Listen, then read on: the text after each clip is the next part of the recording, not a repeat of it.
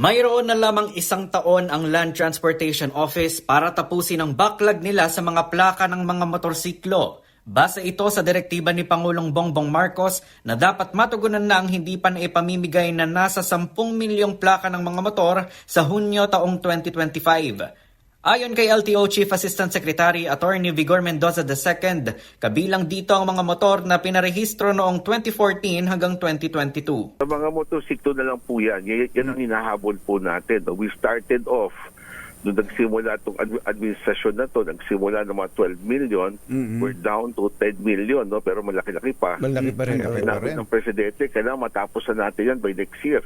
Hindi na pwede ito mag-drag, no? So binigyan na tayo ng taning ng Presidente na by June 2025, kailangan matapos yung 10 billion na yun. Sa lahat na yun, pati yung dati, saka ngayon. Opo. So by June 2025, motorcycle, motor vehicle, o yung kotse, dapat wala na ho. Lahat may plaka na. Utos ng Pangulo yun, pero wala ba sinabi, Asek, pagka hindi mo nagawa yan? Wala bang ganon? Wala naman. Siyempre, nakakaya naman sa Pangulo pag magawa yan. Tinitingnan ko. Ayon pa kay Mendoza, wala nang rason para hindi pa magkaroon ng plaka ang mga motor na ipinarehistro mula 2022 hanggang sa kasalukuyan.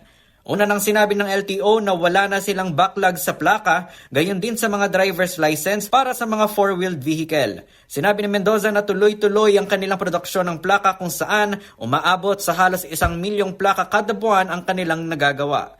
Para sa MBC TV Network News, ito si Kyle Bulias. Sama-sama tayo, Pilipino.